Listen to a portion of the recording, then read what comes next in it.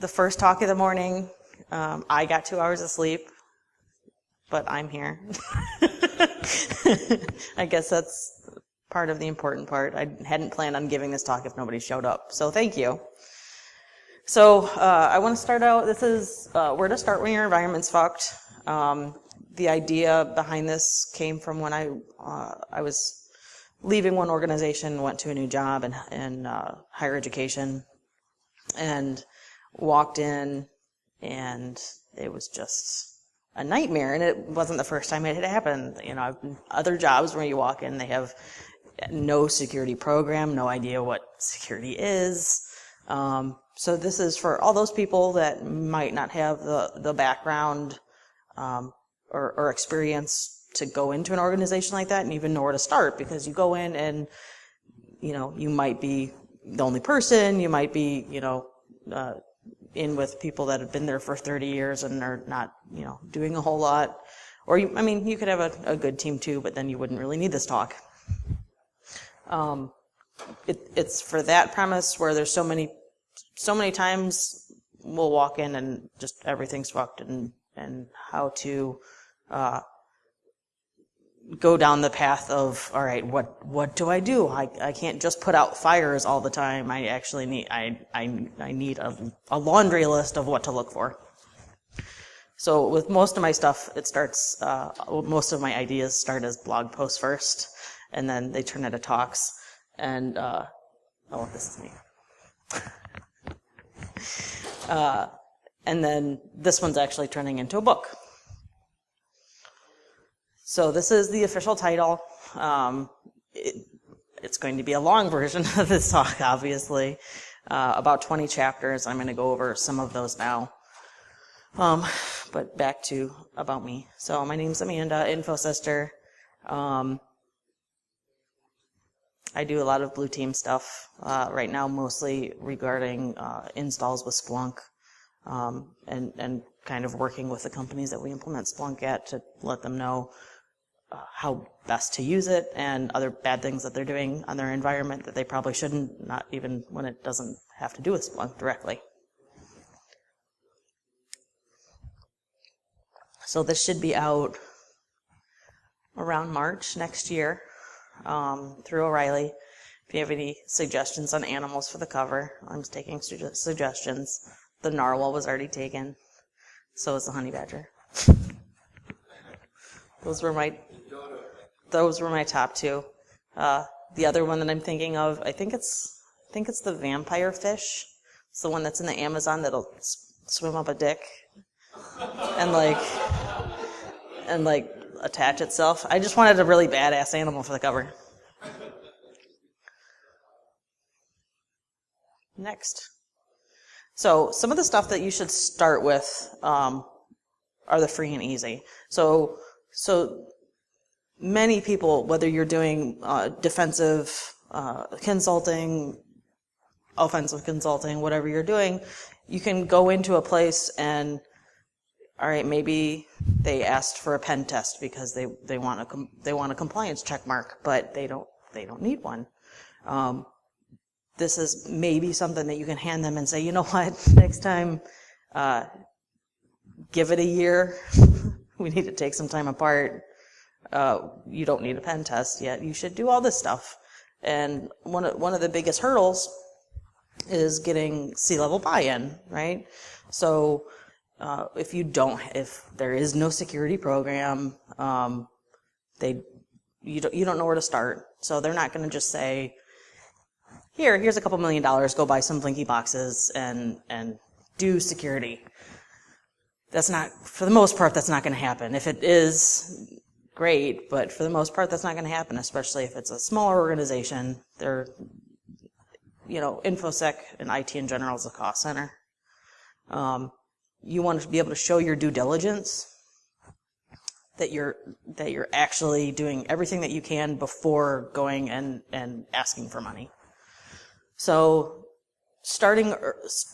you could actually start this. I should have started this before I took that one job and actually done some recon on the company more than I had, and then I would have realized that they had think it was like 3/16s, and a couple /15s, on Joden. Like, their printers had public addressing. You could access their SQL databases from the internet. Like, it was really, really, really bad. If I had wanted that kind of job, maybe I should have, and I would have seen that before I had taken it. Maybe I would have changed my mind, because I'm like, you know what? They have nobody in InfoSec, and they obviously are having some problems. So it depends on if you want to take on that big of a project or not. This is a really cool website that I found. Somebody had tweeted it out the other day. OSINTframework.com. It has a little bit more on it than you would need to do potentially for your company, at least right away. But there's a lot of free different resources on OSINT related activities that you could do before you even work at a company. During the interview process, maybe. Kind of see what their threat profile is before you start working there.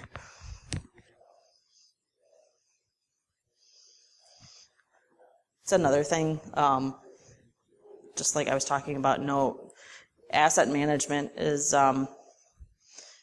key. It's probably one of the things that nobody can do correctly, because, it gets pushed by the wayside. Nobody realizes it's as important as it is, because it's a gigantic pain in the ass.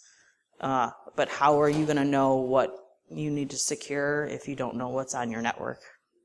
I see companies all the time that have reinfections of Configure or Blast or whatever on their network.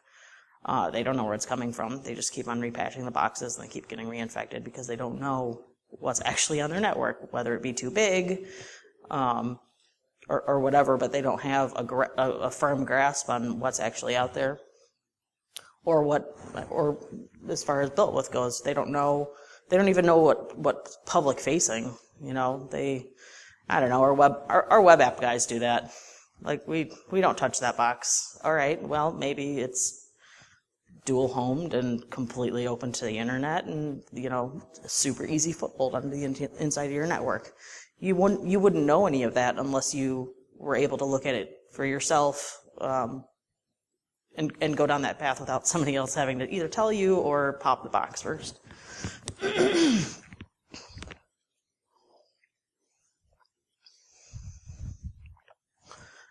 So another really cool tool, I guess this really doesn't fall under free and easy because Multigo's really expensive.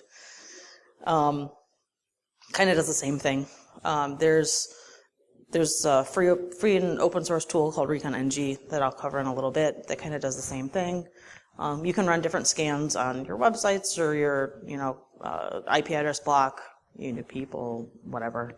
But it kind of gives you an idea of what's out there. It'll look for documents. It's just a pretty visualization of all the information that you want to try and get out there.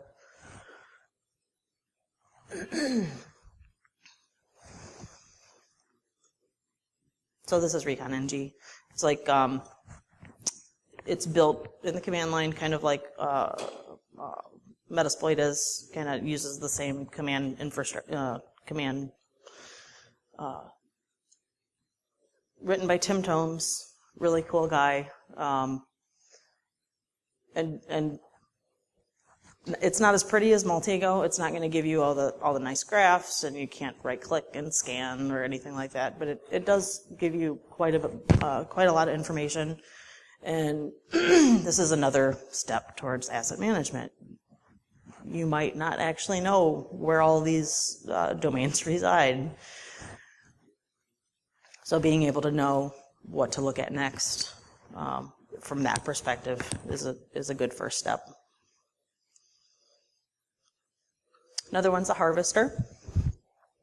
When I had implemented a user education program, I use this. It will go out, it will scrape, LinkedIn, Facebook, whatever, and look for yourdomainhere.com email addresses.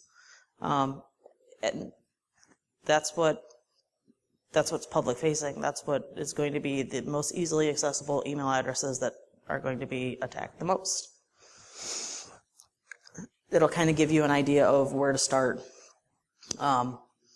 Your user education first off. A lot of times, your marketing people, your CFOs, they're going to be targeted the most. You don't want to only focus on them, obviously, but being able to know who's being targeted the most is all good, free, and easy step too. Kind of gives you an idea, a little bit to add on to, I don't want to say asset management, but you get the idea.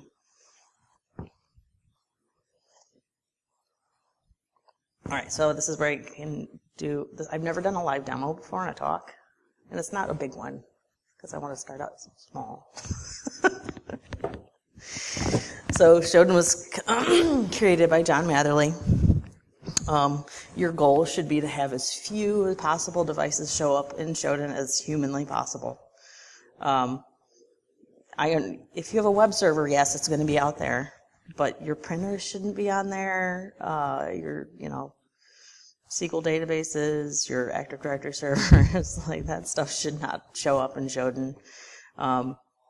You might find that you didn't realize everything that was public facing is, and this is definitely going to tell you. I've had people that, like customers that have come to us wanting to block scans from Shodan so it doesn't show up. You realize it doesn't make any difference, right? All right, let's see if this works.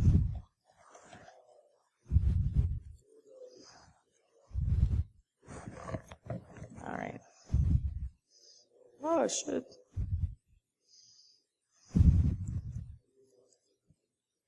Yay.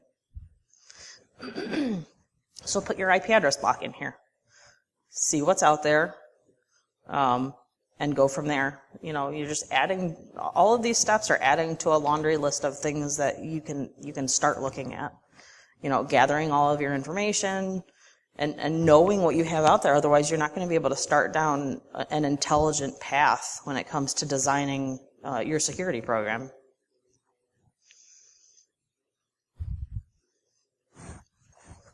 That wasn't really much of a demo, but I said I'd start slow.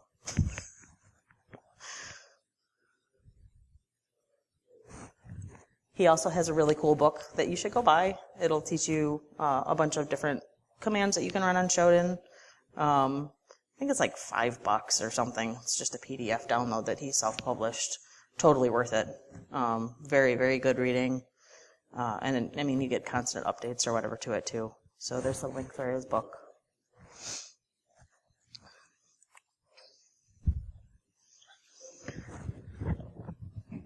After you've done all of this and started down the path of being able to show, your due diligence when it comes to information security, you don't want to piss off upper management, right? You want to be able to go to them, present your research, and say, this is what I'm looking to do. We need to start down a path to fix some of this stuff. This is what I've been able to find without any access so far. So, once a lot of passive information gathering, when people are out there doing active information gathering, they're going to find a lot more than I did. So being able to tactfully explain that to your C-levels is going to get you a little bit of a step up. I know it depends. I've seen a bunch of different companies that can handle this different ways. Some, I was lucky enough, I worked at a place that our CEO used to be a CIO, so he kind of knew already how important it was. A lot of people don't have that, I don't think. So being able to let them know, and not use FUD. Like, you don't want to say, oh my God, the Chinese are coming, when you can actually tactfully explain to them what the real risks are. And then being able to work with them to create a plan of where you need to go next is a great starting point. I'm not going to read all that, and I hate putting giant quotes. But I really like this quote from the Internet Security Alliance Guide. But TLDR, fix your shit, because script kiddies are going to get into it anyways if you don't.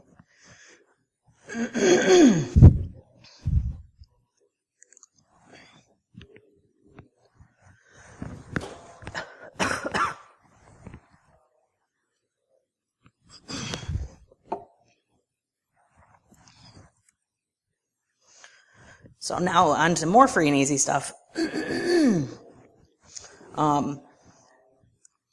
had a really hard time convincing that education company to let me buy a vulnerability scanner. They hadn't done any vulnerability remediation. They created their own in-house apps. Just, you know, ridiculously flat network. They turns out, like, the first couple weeks that I worked there, I found out that, so they would provide MSSP type services to different schools, right? So there's a main data center, and then there's a whole bunch of different schools off of it. Completely flat. None of the schools were in the same district even sometimes, and they were all connecting back. There was nothing in between the schools and the data center. Like, if all a student would have to do was know how to connect to any port, and they're going to be able to get in because they had no way of separating any of that out. Not that a vulnerability scanner will tell you any of that, but that gives you kind of an idea of where they were as far as you know, depth of their security program.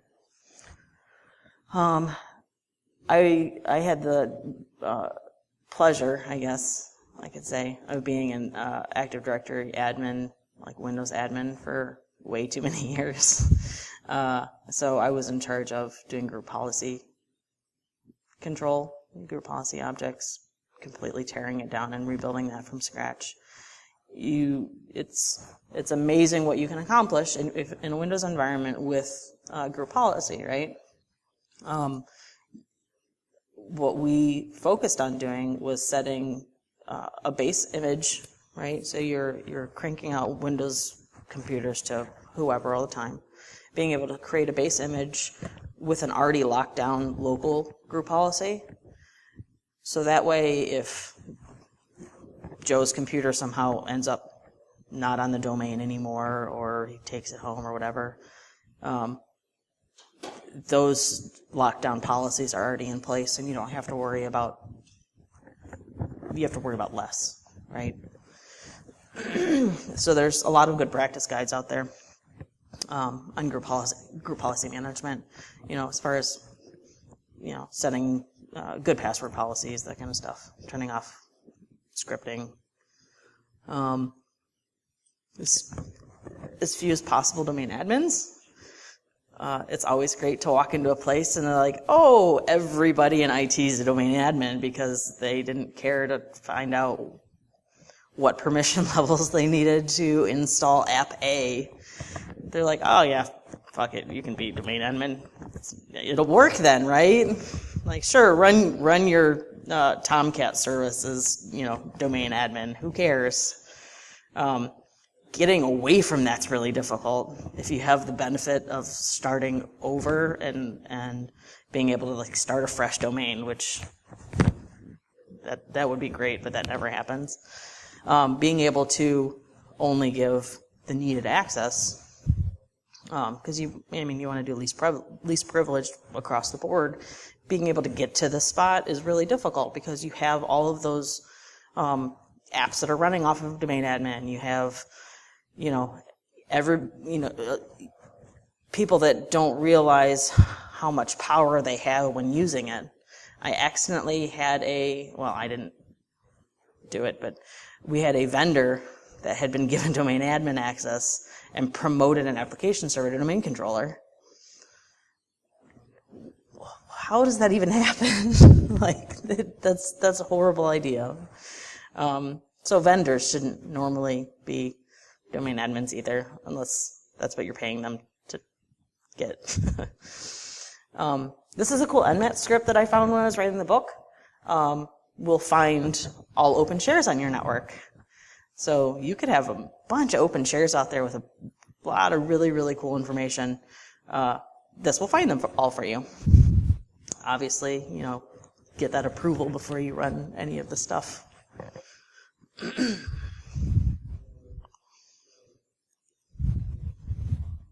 It's more free and easy.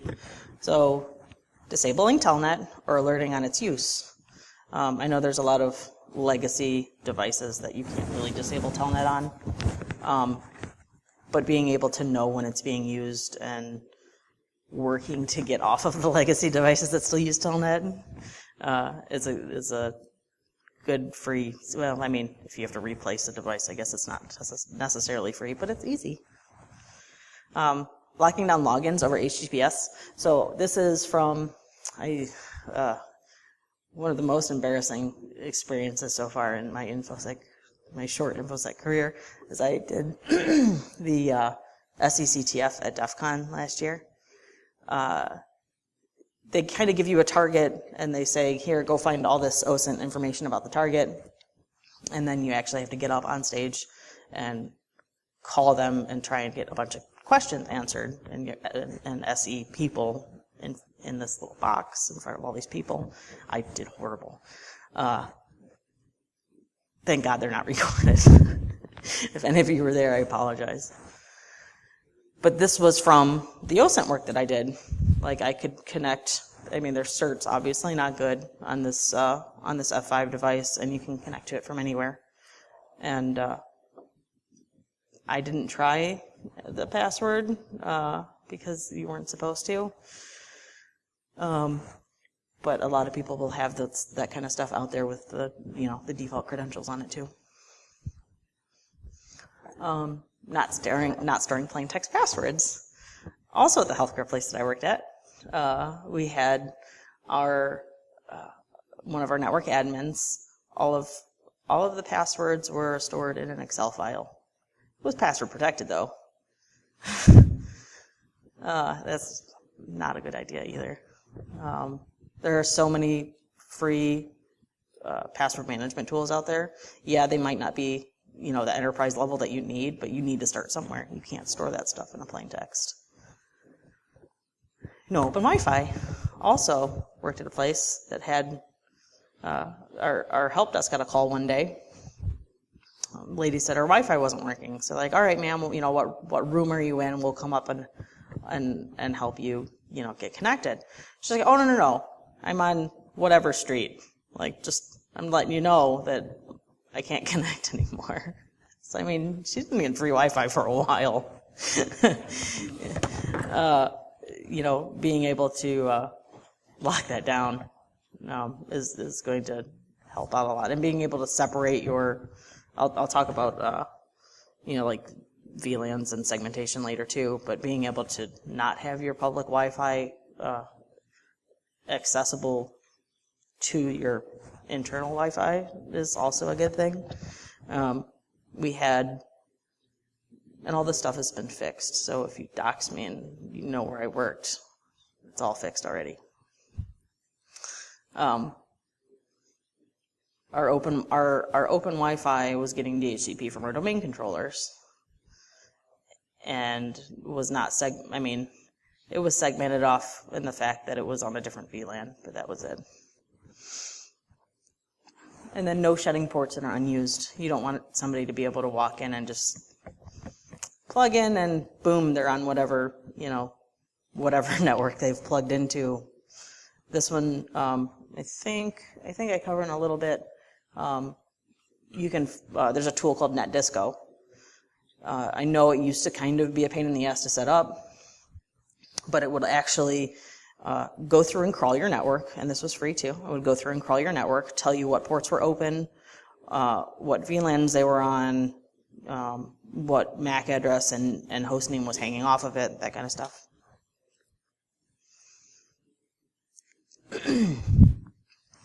For the love of God, disabled SSL. Every few months, a new, newsworthy SSL vulnerability comes out. So just please switch to TLS. These are nice tools that will tell you if you're, well, the first one is to tell you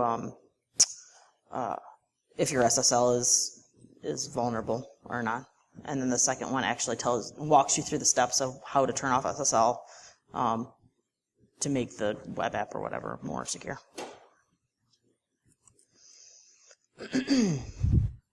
Centralized logins. How about we don't use shared logins for, your core router? Setting up something like TACX kind of gives accountability for whoever's fucking with your networking equipment. BitLocker and encryption. I guess that's kind of self-explanatory. You don't want, depending on, what type of company that you work for, you don't want financial data walking away when somebody, accidentally leaves their laptop open in Starbucks. So being able to handle encryption on end devices. Network device configuration backups. You don't want somebody to either accidentally fuck up something on your network device or maliciously do it, but being able to have those configuration backups will save you a lot of hassle in the long run, potentially. A lot of people forget about patching their Linux boxes, right? Because they've been on for years and nobody knows how to do anything Linux related in your environment anyways. So don't forget to patch your Linux boxes. And then regenning SSH keys from default. Oh, that's it. That's my other part of my demo.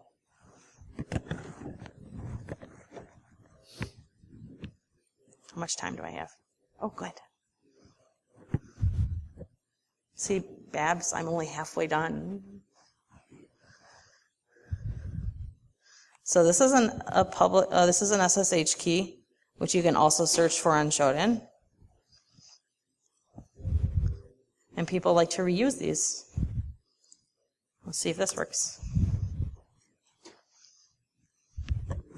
Unless my phone died. 9% battery left. Yay! 144,000 using the same SSH key.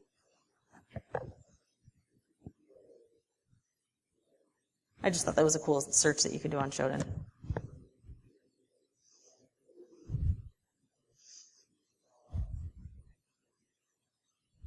Yay, Linksys routers.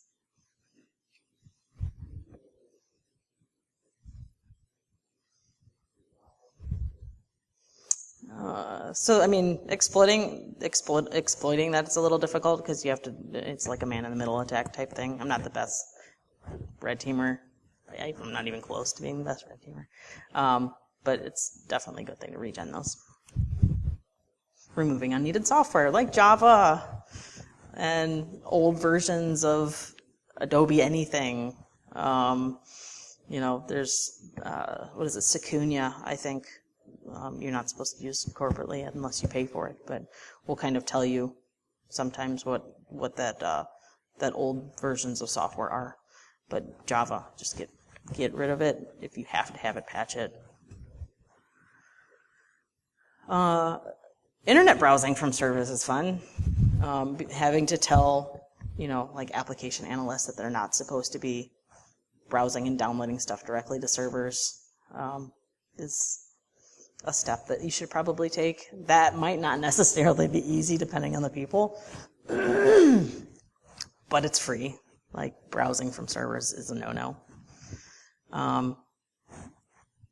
DNS servers and DCs should be just that. You don't want.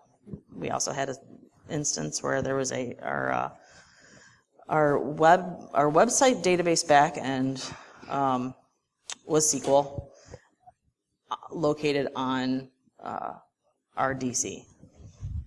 So that's just asinine, but that's another thing that should not be done. Logging successful logins. is best practice, and then your ILO settings. So a lot of people will leave ILO settings as default, but you know what? If somebody can get onto that ILO page and use the default username and password, who's to say that, you know, somebody didn't leave that server logged in, or, you know, I mean, you can do quite a bit of shit from the ILO page anyways. So there's I believe there's a Metasploit script that will go and look for certain ones, and be able to tell you, you know, what ILO pages you have as defaults.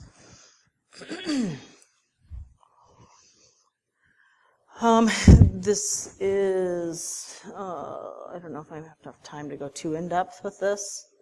So DNS zone transfers, you don't want somebody to be able to transfer and download your entire DNS zone.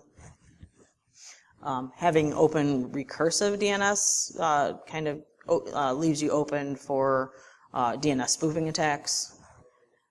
Open mail relay will get you blacklisted in a heartbeat when, you know, if anybody can send email from any email address they want out of your email server.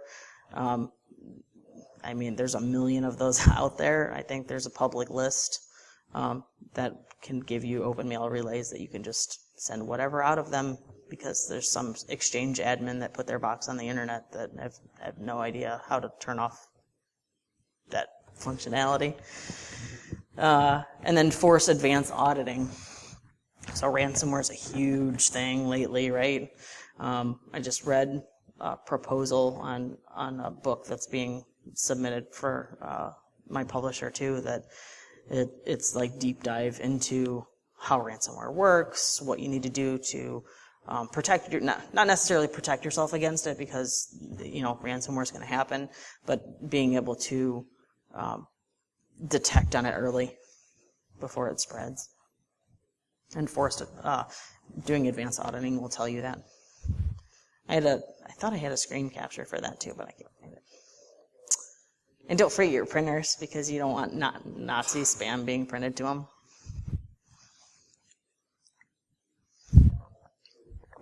I heard from so many people that it's like when I started trying to write my Purple Team chapter, because all my background's in defense, right? So I don't know what a pen tester sees consistently when they go out and do their stuff. This was one of the main ones. Like, so many people forget the fact that, like, their printers have domain admin credentials in them. They get popped all the time. Like, that's something that just people don't even think of, right? Because it's not a computer. Why would we have to worry about that in our security program? That's why, because you don't want Weave to print stuff to it. So this is a screen capture in NetDisco. They've come a long way since I've used it last. It's been a couple years since I've used it, but this will actually crawl your network, right, and tell you, you know, what versions of iOS you have. It'll tell you, you know, it gives you a nice little pretty map that shows you, you know, where all your endpoints are as far as like switching and routing goes. And then it'll also give you like the MAC address, the host name, that kind of stuff, and you know, historical data.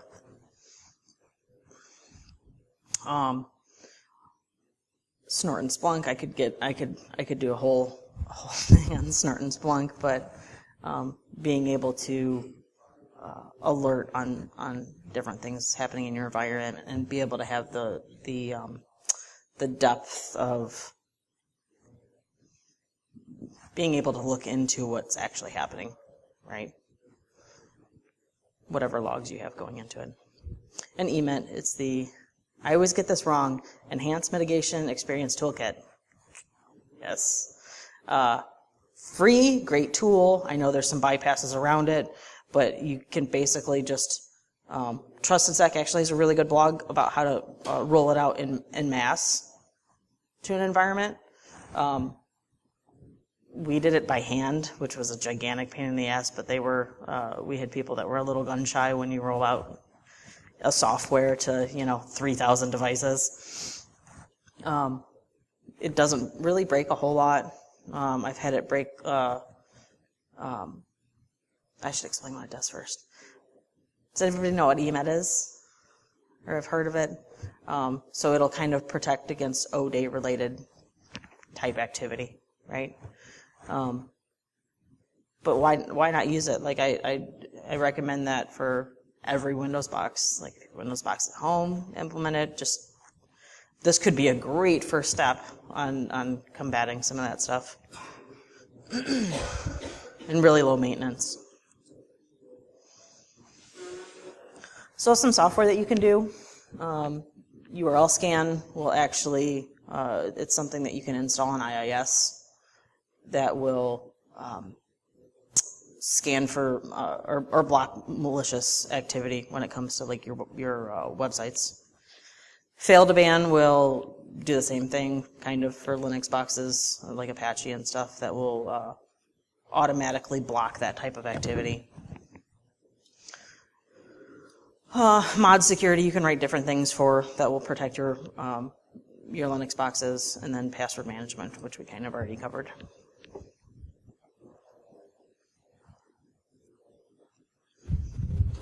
So, free and not completely easy.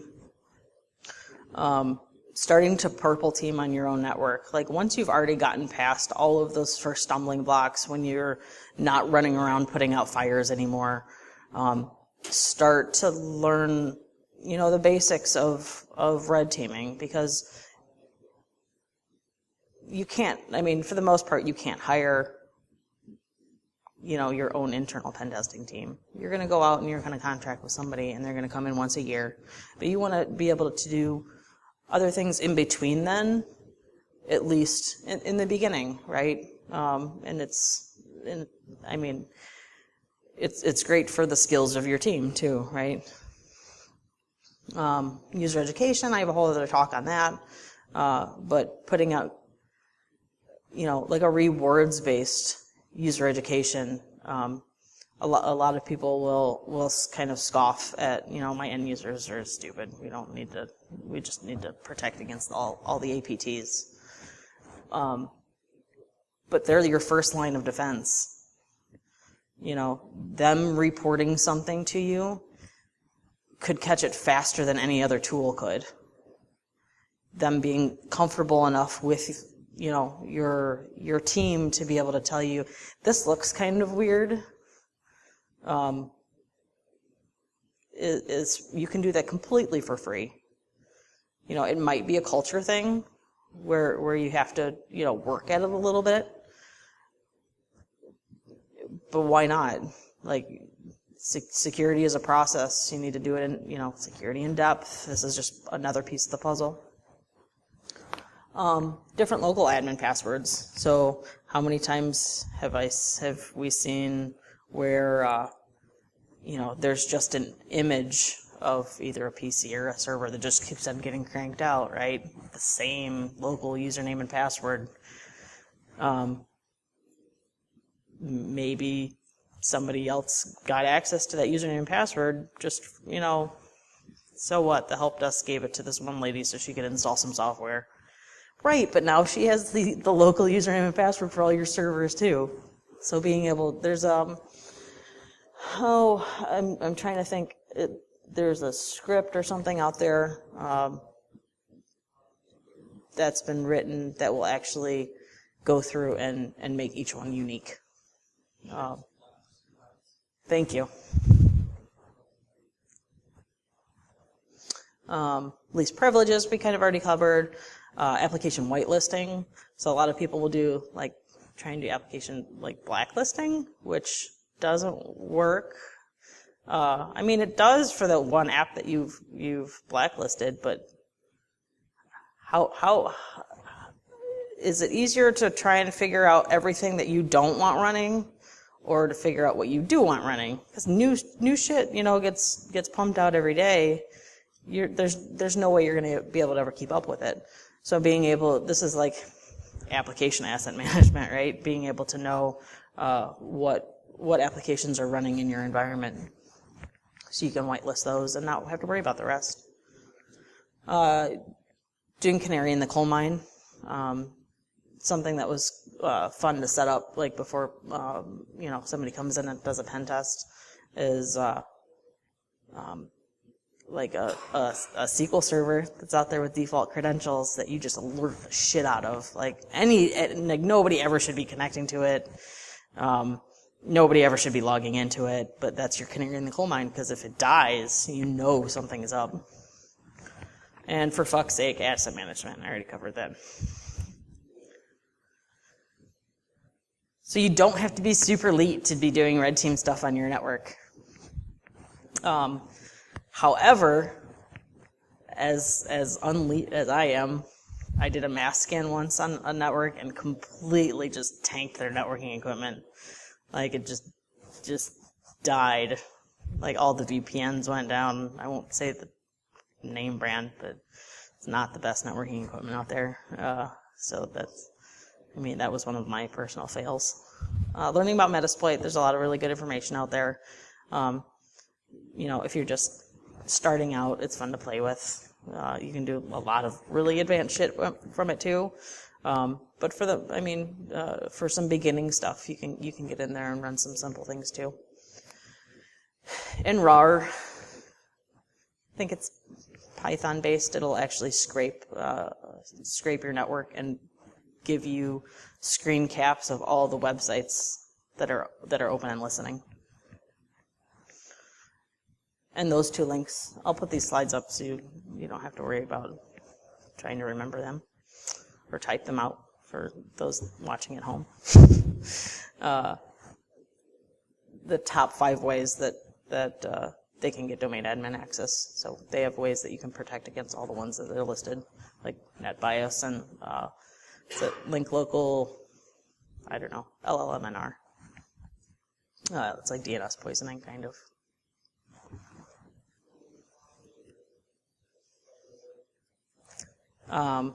Secure compliance, right? All this shit that we just talked about can go towards being compliant. No, you don't want to just be, a checkbox checker for compliance, but being able to do it securely is really important. I don't care which compliance standard that, you have to comply with, but, being able to, not just do the checkmark boxes and put some intelligent design behind it.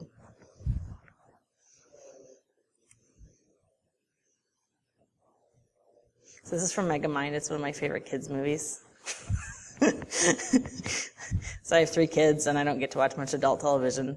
I watched this probably 5 million times, as children will do, just re-watching it.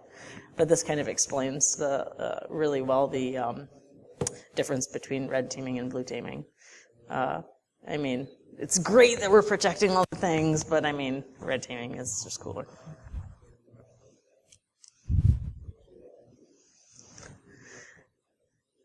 Oh, this goes back to the story I was talking about earlier, where our website backend, our public website backend tied into our domain controller, which also give the wireless their DHCP.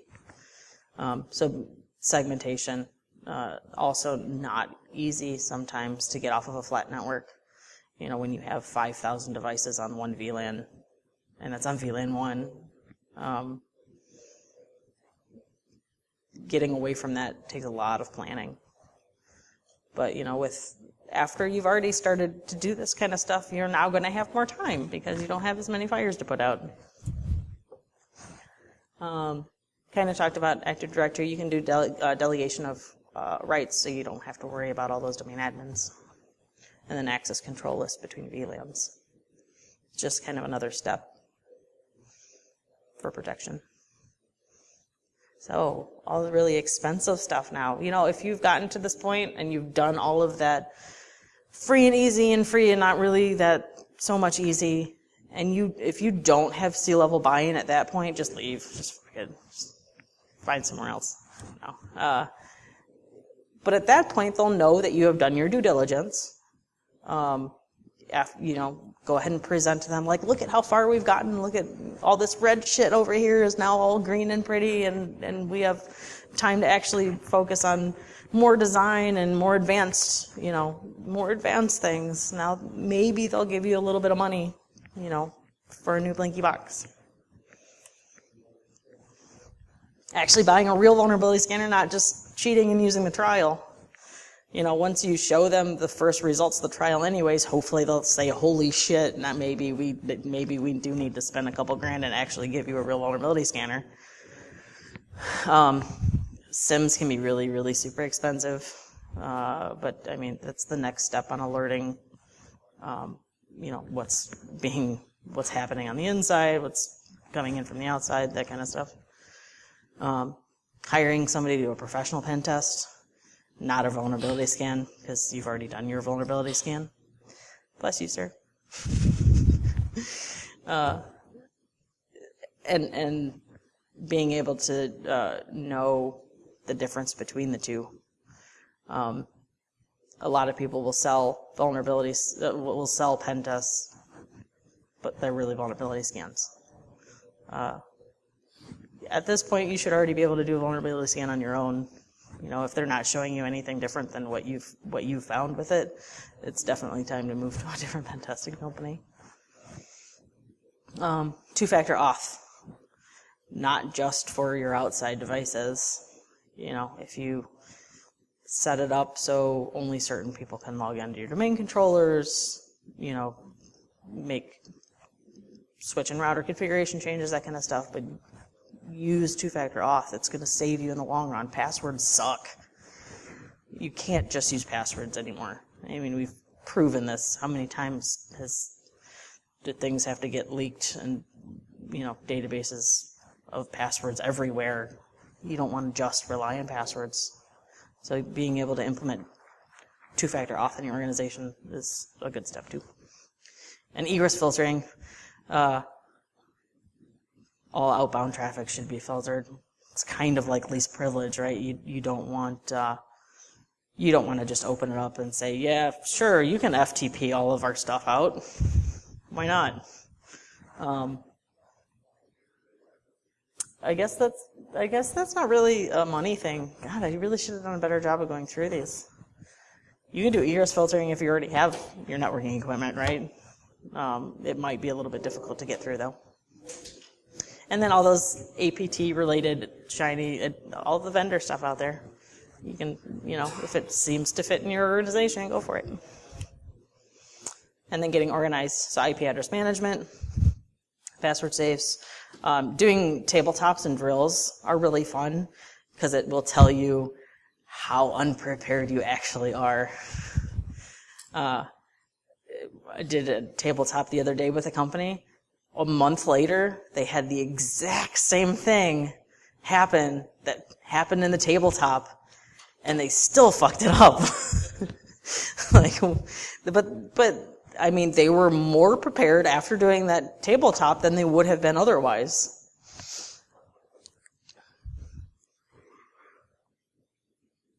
And the link from before, and that's it.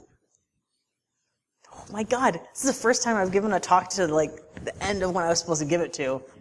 Yes!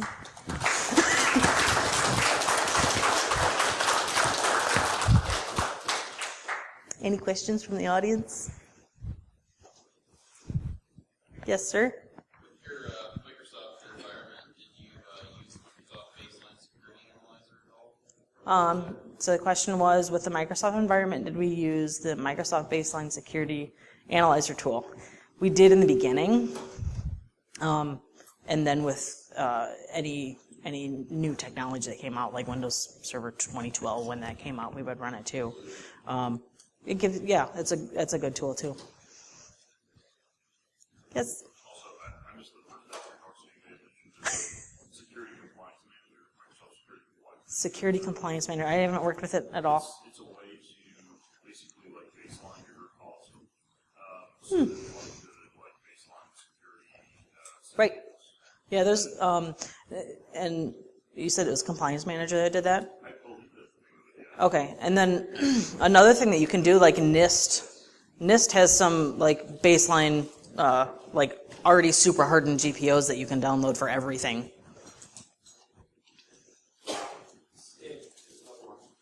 What? Stig?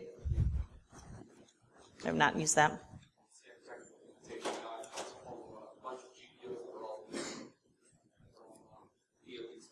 Oh, okay, so DoD GPOs. Yay, acronyms.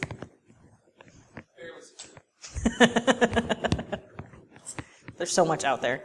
But they can break turn all at the same time. Well, I mean, you don't want to do that anyways. Like turning on a GPO that locks you out of accessing your GPOs. Like, why is that even a thing? All right, I think that's it. Thank you, everybody, for showing up so early.